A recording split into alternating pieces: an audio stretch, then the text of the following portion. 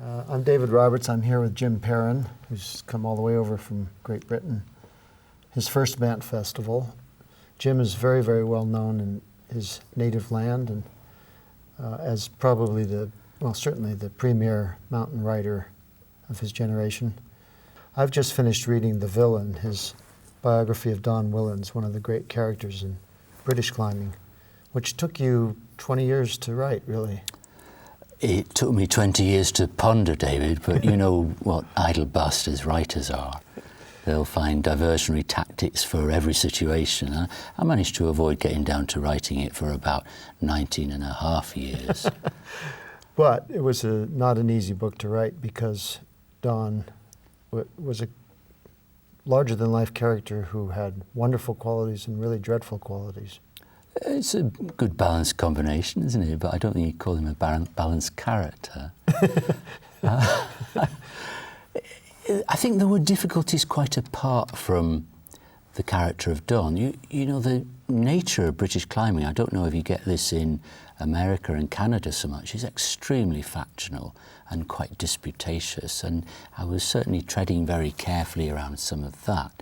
But also there were personal issues regarding Don's wife, because his behaviour was, on occasion, really quite despicable, and his wife Audrey, having endured that throughout a long and difficult marriage, I didn't feel needed to have her face rubbed in it again. So you waited until she was deceased? I waited till she died, yeah, and I was determined to do that. I should also point out that your book won not only the Banff Prize, but shared the Boardman Tasker, the highest prize. Jointly with Andy Cave, which I was absolutely delighted about. I wouldn't have wanted the Boardman Tasker if Andy hadn't got it. That's very generous of you. I mean, because you climbed with all these guys. You climbed with Whillans, Joe Brown, Bonington. So you were hardcore into the scene when you were young. Well, I didn't climb with Don, because Don, by the time I was really getting into my stride as a climber, had given up rock climbing. Well, that's true. Certainly. But you certainly knew him. I knew him on the social scene, because that was his chief interest in life, was, you know, getting pissed and booze in the pubs, all that stuff. But you wouldn't get him out onto the rock. You might get him, you know, to amble up to a boulder and watch the other guys and, you know, do a bit of sadistic pointing at this and that to make people suffer. But you certainly wouldn't get him on an actual rock climb. Although, you know, very late in his life he did ease back into it and do a few, you know, straightforward classic routes now and again. Mm-hmm. But his active climbing, his active rock climbing, was essentially over by about 1961 or 2. At which point he would have been 30 years old or so? Less. Not even 30. He was in his 20s. Yeah. Once he'd proved a point, which is that he was Joe Brown's equal, the rock climbing slid away. Mm-hmm. And that's a sad reflection. Yeah. You know, if you do it for those reasons, you're perhaps not doing it for good reasons. But could I ask you to go back and explain how your trajectory in life from being one of the climbing lads to being a writer of some of the finest mountain literature in England? I don't know if there's any trajectory there. It's a series of, you know, areas of turbulence, I think. Well, I came from Manchester, and it was a street kid tradition in Manchester. Joe Brown, for example, lived just around the corner from my first school, so I'd actually set eyes on Joe before I knew anything about climbing. I knew him by sight. And when I started climbing, it was just as part of this huge exodus of the kids from the streets of Manchester into the hills of the Peak District at weekends, holidays and so on. You just get out into the hills and sleep rough and play around, go down mines and caves, scramble about a bit on the crags, and that was my induction ultimately into the sport of rock climbing. And as you'll know, the Gritstone outcrops are one of the, you know, holy religious sites in the sport of rock climbing. They're very harsh and obdurate and difficult places, and they have their own character, which is absolutely magnetic. It has such atmosphere and appeal still to me. But this is very much set against the Oxbridge generation of university-educated climbers who weren't, most of them, so good on rock, but would go off on distant expeditions. In fairness, there's a geographical factor there, which is that Oxford and Cambridge are both in the south of England, they're in the flatlands, they're a long way from climbing areas, whereas the north of England, which was responsible for the great surge in both interwar and post-war climbing, are much closer to the climbing grounds of the Peak District, North Wales, the Lake District. So the habit of regular climbing is much more easily attainable if you lived in the north of England. So it's not entirely Oxbridge's fault. I think also it's not necessarily true that there weren't good climbers at Oxford and Cambridge. Mallory was a pretty good climber. In later generations, there were people like John Streatley. John Streatley was the absolute equal of both Joe Brown and Don Whillans, and he actually came from Tobago, came from the West Indies, and his rock climbing was limited to quite a brief period when he was at Cambridge, and Cambridge is one of the flattest places on earth. You know, it's the low country. But there was definitely a class barrier here that, I mean, when Joe Brown was invited to Kanchenjunga, it was a breakthrough, that it wasn't all people with connections in the Alpine Club. That argument had been going on for 20 years in British climbing. It was certainly current in the 1930s when Colin Kirkus, the great pioneer of 1930s climbing, wasn't invited on the Rutledge Everest expeditions, and there were strong representations to the organisers that he should have been. And he would probably have done very well on Everest, but because he wasn't of the appropriate class, he didn't go. I think by the 1950s, that was certainly changing to a degree, although there weren't any working class climbers on the 1953 Everest expedition or the 1951 reconnaissance. The crucial factor in the Kanchenjunga lightweight reconnaissance of 1955, which to my mind is one of the great and exemplary expeditions, was that its leader was Charles Evans, and Charles was one of the most humane and intelligent characters that I've ever come across. It was his force of character that decreed that the best people for the job should be made available and brought in. And you write that Don was hurt by not being invited himself, and that in some ways, if I'm paraphrasing you right, this caused a rift. Perhaps the rift was already there between him and Joe, but if you'd speak to that. There was never any question that he would have been invited, partly because of his age. He was very young at the time. He was 2.5 years younger than Joe Brown, and Joe was thought to be at the extreme limit of youth for Himalayan climbing. The received wisdom at the time was that Himalayan climbers come to their prime in their late 20s, early 30s. So it was radical to invite Joe at 24, as he was when he went on Kanchenjunga, on an expedition. Don at 21 would simply not have been considered. And for Don to have put it out that he was disappointed and that there had been vague representations is just part of Don's rather sour, rather resentful propaganda machine. More of Don in a minute, but back to you. How did you go from being part of this climbing crowd to becoming a writer? I think you always are a writer if you're going to be a writer, right? You know that. You try to articulate things from an early age. Maybe because you have a solitary childhood, maybe because experience impinges upon you to such an extent that you desire to express it. But I think if you're going to be a writer, you will always have been one. And the idea of wanting to be a writer is a nonsense to me. If you teach, for example, on creative writing programs, there's always a very distinct difference between those who come because they want to be writers and those who are writers and just want to learn some of the skills and have some feedback. So you knew you were a writer from a very early age?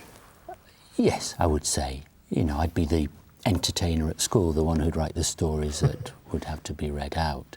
And I did start to write about climbing from a pretty early age in the journals of the senior clubs and the very few climbing magazines that there were around at the time. There are lots and lots of writers who write for the journals and who want to make the next break to the big time, to having books published by major publishers or articles in major magazines. How did you, and you've made that. Is that the big time, David? Jesus, I didn't know that was a big time. How come the rewards and benefits of the big time don't come with it? Well, you don't get paid as well in the UK as we do. Jesus. But seriously, how do you make that transition? Because it's easy to write for the journals, the hardcore journals, but it's not so easy to write for the larger world. Not many people pay due regard to the craft of writing. Not many people actually wish to learn it. Not many people seem to understand the nature of the discourse.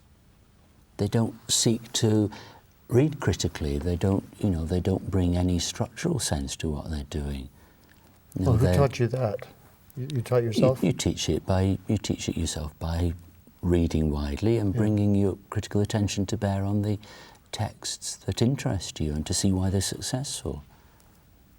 And I don't think that degree of critical commitment is current in too much mountain writing. There are certainly mountain writers whom I respect who have come from that background. People, modern guys, people like Ed Douglas particularly, for example, whom I respect very highly, Robert Macfarlane, they bring those attitudes to bear on their own writing and in consequence produce very good work.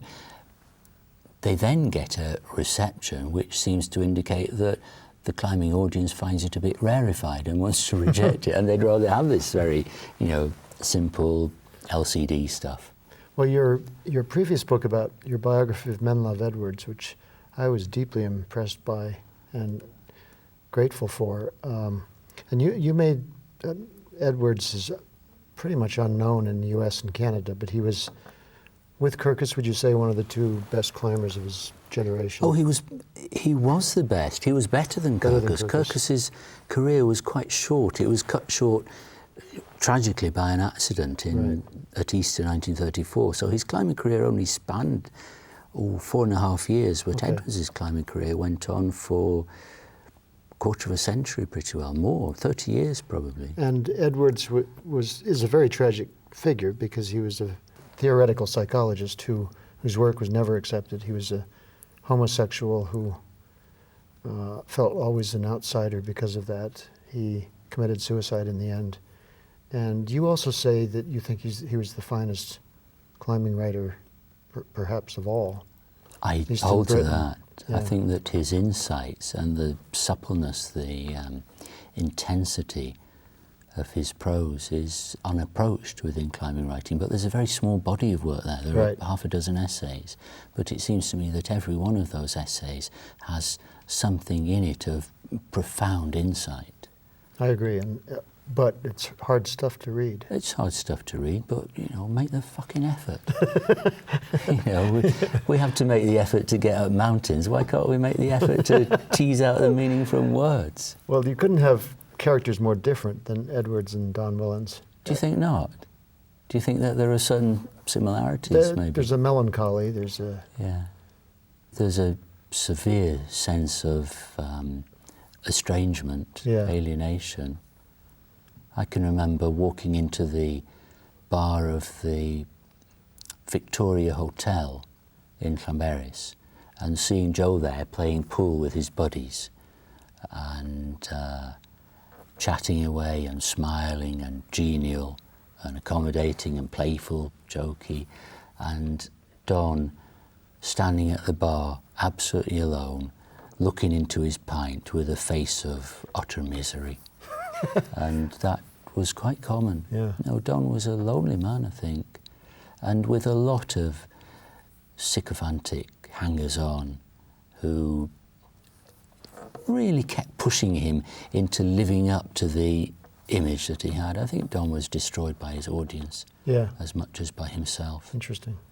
Could you told brilliantly, first night of the festival, the story of your first encounter. Were you 15 years old with Don in the pub? It was Mo Antoine's leaving party at Ogwen Cottage, which was an outdoor centre, a kind of outward bound centre. And I was there as about a 15-year-old, and I was a scrawny little kid, you know. And I was getting a bit drunk and leaning back against something behind me, and I felt a tap on my shoulder and this voice from somewhere behind, and it said, "You're leaning on me." And I looked around, I couldn't see anyone. There was no one behind me, so I went back to my drinking and leaning back on whatever it was, and a few seconds later, another tap on my back, this voice again. "I said, you're leaning on me." So he had a very hard, very nasal voice. So I swiveled round, and there was this very short, disturbingly broad guy with the coldest blue eyes that were drilling into me. And I looked at him with terror, because I knew who he was instantly, and I blurted out the first thing I could think, which was, "I'm terribly sorry, I didn't mean to." And he just went on, he said, "Aye, but I told you. I think you and me had better go outside." And I'm absolutely in horror at this proposition, so I say, "But it's raining outside." And at that, his face just creases into this malevolent grin, not a flicker of amusement across his eyes, just this cold look still drilling into me. And he says, "Aye, you look wet enough already." And he just walks off. That's a great spared. Story. For all your diligence, still, I don't understand about Whillans, is the source of his anger. Here's one of the angriest people I have ever read about. Yeah. What's the ultimate root of that, you think? I think my implied suggestion in the book is that the abandonment at an early age in the evacuation from the Blitz in Salford is contributory. Mm-hmm. And I did wonder about it, and I was quite aware that my explanations were, certainly not very adequate, not very sufficient to the force of that anger. And then there were other factors as well that puzzle me, such as the anger against women, the absolutely pathological womanizing, and both anger against women and the womanizing, which is an interesting juxtaposition. Yeah, and after the book came out, I spent a lot of time with Joe Brown, who's a very dear friend of mine, and after it came out, Joe's memory is a bit, fragmentary and a bit intermittent. And we were sitting in his house one day, and he said, "I just remembered something about Don when he first started coming out with us.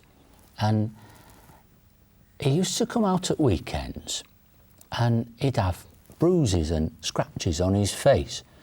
And I said to him once, 'Where'd you get those from, Don? Have you been scrapping again?' And he looked really sheepish, and he just looked down and he said, 'No, it was me mum.'" Wow. I think that's very telling. Really? Yeah.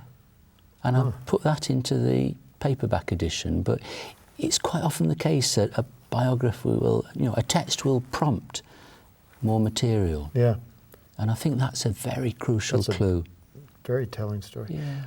When you wrote the biography of Ben Love Edwards, Don was all against it, and then you finally, if you could recount that whole exchange when he finally read it and came back to you. It's heartwarming, this. Yeah. You said the villain is not a hatchet job. That's one thing that I really would want to stress. It is an attempt to understand a difficult, damaged man. And I didn't dislike Don at all. I found him exasperating and pretty unpleasant in some social situations. I also found him, very amenable, very good company in a one-to-one basis. And this particular occasion you're referring to was in May of the year that he died, 1985, and my book Men Love had just come out, and I was a speaker at the Climbers Club dinner in Derbyshire. And as I was giving my speech, I noticed that Don and an old Climbers Club member, someone who climbed with Kirkus in the 30s, in fact, and had known Menlove vaguely, were sitting there with their heads together, and both of them were scowling at me, these terrible looks coming in my direction. And afterwards, Don came swaggering up to me, and he said, "What's all this you've been writing about J.M. Edwards being a fucking queer?" So I'd had quite a bellyful of that by this time, and I thought, go on the offensive. So I said, listen, why don't you just read the fucking book instead of trotting out other people's received opinions? Why don't you just fuck off till you've done that? Because one thing about Don is that if you did just round on him and face him out, he was always reasonable. And he took a step back, and then I said, listen, I'll send you a copy. I'll bring a copy around. So I did that the next week. I dropped a copy off with him. And then in June of that year, just before he set off for the Dolomites on his last holiday, I walked into the Pen y Gwryd one night, which is one of the traditional places of Welsh climbing. And he was there at the bar. And he gestured me over and he said, "What are you having?" And this was absolutely unknown for Don. For Don to buy anyone a pint was unheard of. He was the meanest man I've ever met. He would never put his hand in his pocket and buy you a drink. And there he was offering to buy me a pint, and he bought me a pint, and we went over and sat in the room opposite the bar. And it was obvious he had something on his mind. He was looking more than usually shifty. And he sat me down, and he put his pint on the table, and he was building up to what he had to say. And what he said was, "I read your book. There's one or two things in there that you might regret writing in 20 years' time, but you did a good job, lad." And I thought it was so generous and so considered that... Do you have any idea what the one or two things are? Oh, yeah. There's a bit of coat trailing in Menlove. The bit about mountaineering in that period being capitalism and... privileged, geographised, statements like that, which were deliberately in there to wind up an older generation. I'm a great believer in coat trailing and polemics, as are you. So. Can I ask you to tell one more story? I'm your British counterpart. Did you know that? Yes. The story about when you came to Joe and said you were writing the book about Don. It's a wonderful story. I'm not sure it'll pass the censors here, but it's such a great storyteller. Well, they seem to like it. Even the women here seem not to, apropos of this. I'm the first person to get away with saying cunt on stage at Banff 6 times, I think. When I first was commissioned to do this biography, I went along to see Joe. And Joe is one of my oldest friends. I've known him since I was about 13, and he was very, very kind to me as a kid, and has been subsequently. He's always been a very dear friend, and someone, I dote on Joe. I think he's the greatest ever British climber, and one of the nicest people that I know. And I expected him to be my best source of information about Don, because the partnership is mythical between them. It's, that's the great and defining partnership in the history of British rock climbing. So I trotted along to see Joe to do this formal interview up at his house one night. And he sat me down in a chair in front of his fire, and he gave me a large tumbler of whiskey. And he said, "Why are you writing this book?" They've all got northern accents, you understand. So I said, well, I wanted to, make an attempt to understand the guy. I wanted to vindicate Audrey and give her some acknowledgement for her supportive role. And I wanted to tell the story of climbing in those times. And Joe was listening to all this and nodding his head. And, in his usual sceptical way, totally unconvinced. And he said, "Oh, Well, that's all right then. And then there was a very long silence, and Joe's got this levelling gaze. He's got rather oriental eyes, they slant slightly. They're very clear, and they just look straight into yours, unblinkingly, but, you know, kindly, but they search your soul. And he stared at me for 5 minutes without saying a word. And I was sitting there, you know, squirming around in my chair, thinking, what's he going to come out with? You know, waiting for the nugget of wisdom that would in due course emerge. And eventually it did. And what he said was, and this was all that he would say that night about Whillans, was, you do know that he was an absolute c***, don't you? So I, as a writer, think, well, I'm not going to look that gift horse in the mouth, so I go and put it in my book. And when I finished the first draft, I'd give it to Joe to read through. And I have this agreement with him that anything that he doesn't want in it comes straight out. But he passes it, he's quite happy with it. But then one night, a month or so later, the phone rings and I answer the phone, and it's Joe on the phone, and he says, Jim, you know what I said about Don? And so I said, what do you mean about, yeah, that. Well, you can't use it. so I said, well, that's okay, Joe. I did say that anything you don't want in comes straight out. So I said, yeah, but you see, the thing is that Valerie's read it now. Valerie's his wife, to whom he's been married for 50 years. And he carries on, and he says, you see, she doesn't think I use language like that. She's a bit of a feminist, you see. so I said, well, fine, okay. He said, I tell you what, why don't you just say that I said, you do know he was an absolute twat, don't you? So I pondered this and said, but Joe, you know, doesn't that mean much the same thing? And Joe thinks about this for a minute, and then he says, oh, I suppose it does. And anyway, I wouldn't have said that about Don. I'd only say someone was a twat if I was fond of them. I might call you a twat, for example, but I'd never have said that about Don. I tell you what, why don't you just put that you do know he was an absolute bastard, don't you? But as well as that, make sure that you add that 1-to-1, he was the best climbing partner I ever had. So. What a story. I'm not sure you want to talk about this on camera, but you've suffered 2 very devastating personal losses in the last year, and yet you've kept writing and kept going.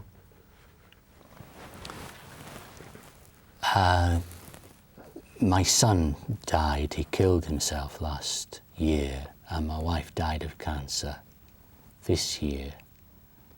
And I think your impulse is to celebrate those whom you have most dearly loved. And for me, I do that most successfully through my writing. And the writing itself is a way through. To keep working is a way through grief, which has its phases. And I also know that my wife particularly, who was a feisty little minx and a wonderful woman, would not have wanted me to give up. Jaquetta. Thanks, Jim.